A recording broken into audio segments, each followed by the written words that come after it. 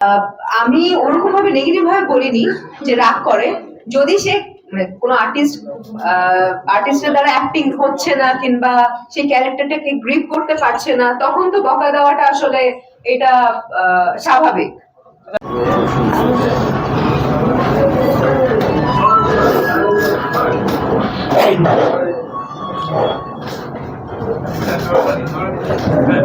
প্রশ্নটা কি করেন?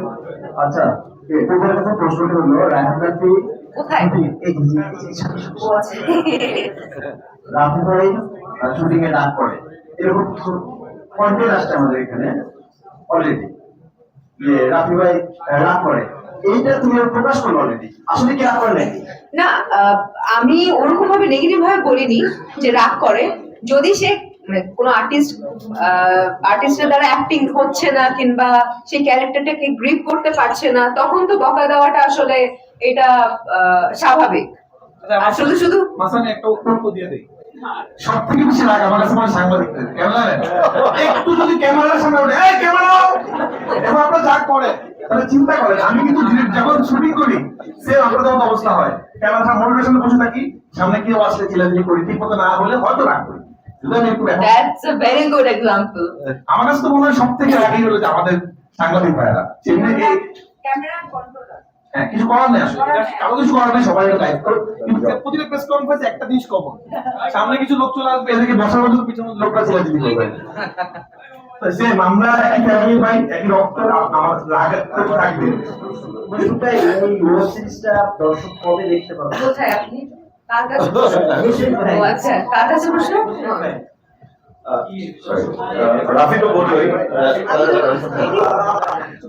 বললোই যে আমরা নভেম্বরের এন্ডে এটা রিলিজ করতে চাই আর কি। আর কোন প্রশ্ন? আমরা তিনটা প্রশ্ন নিব, তারপর শেষ করবো।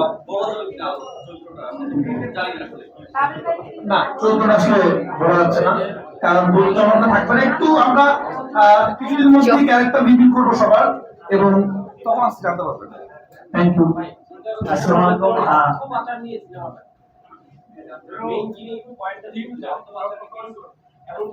হয়তো হ্যাঁ ভাই, রাফি ভাই, আমি একটা প্রশ্ন করি, সবাই অনেক প্রশ্ন করবো, আমরা একটু সুযোগ চাই এক দুটো। আসসালামু আলাইকুম, আমি আরিফ, মাই টিভিতে আছি। আমার প্রশ্নটি রাফি ভাইয়ের কাছে, যে রাফি ভাই সালাউদ্দিন আব্দু ভাই এবং সুমন আনোয়ার ভাই দুজনে খুব স্বনামধন্য ডিরেক্টর।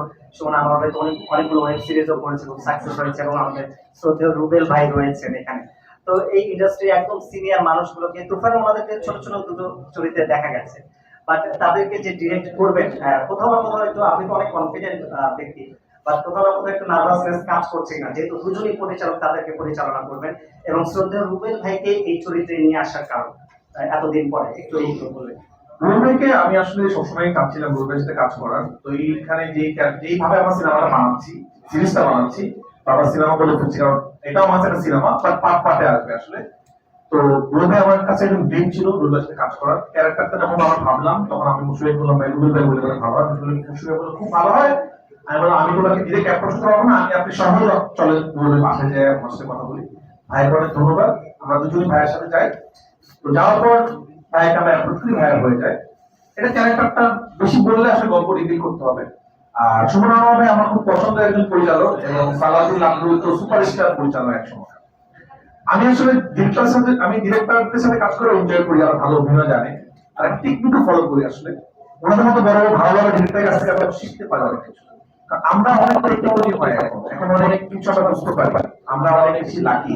তারা যে সময় আসলে নাটক নির্মাণ করতো বা ধারাবাহিক নির্মাণ করতো, তারা অনেক চ্যালেঞ্জের মধ্যে করতো, তখন সমস্ত লিমিটেশন ছিল না। তো তারা ওই সময় যেরকম করে নিজেদের কাজ উপস্থাপনা করতো, এটা আমরা আসলে এখন পারবো না। এবং সময় ডিরেক্টর আছে তো সালাউদ্দিন আব্দুল একজন আর্টিস্ট করতে পারবে না। ওই সময় যে কজন আর্টিস্ট বাংলাদেশ দিচ্ছে, আমাদের এখন বাংলাদেশ আমার বড় সুপারস্টার কিন্তু ওনার নাটক থেকে আসছে। ওনার সাথে কাজ করে আমি অনেক এনজয় করি, অনেক শিখতে পারি ওনার কাছ থেকে। এবং আমার কাছে মনে হয় যে কিন্তু অনেক ভালো অভিনেতা, সেটা যেন মানুষকে আসলে পৌঁছতে পারছে, সুমন আনোয়ার ভাই হোক, লাভলু ভাই হোক, বা যেই হোক। আর আমি সবসময় আপনার একটা জিনিস দেখবেন, আমি অভিনেতাদের সাথে কাজ করে পছন্দ করি। অভিনেতা অভিনেত্রী যারা অভিনয়টা জানে, সে হতে পারে থিয়েটার, হতে পারে সিনেমা, আমার কাছে অভিনেতারাই সবকিছু ভালো, অভিনেতা অভিনেত্রী। Thank you. তার দুটো প্রশ্ন বেশি দাদা কেউ করবে বাহ, তাহলে খুব ভালো থ্যাংক ইউ সো মাচ আমরা আলাদা করে অভিনেতা অভিনেত্রীদেরকে আপনার কথা দিতে পারবেন আর আমাদের চোখে আপনার এই ব্যবস্থা আছে সবাই অনুরোধ করবো একটু আপনাদের হয়ে যাবেন আর সাংবাদিক ভাইদের প্রতি অসংখ্য কৃতজ্ঞতা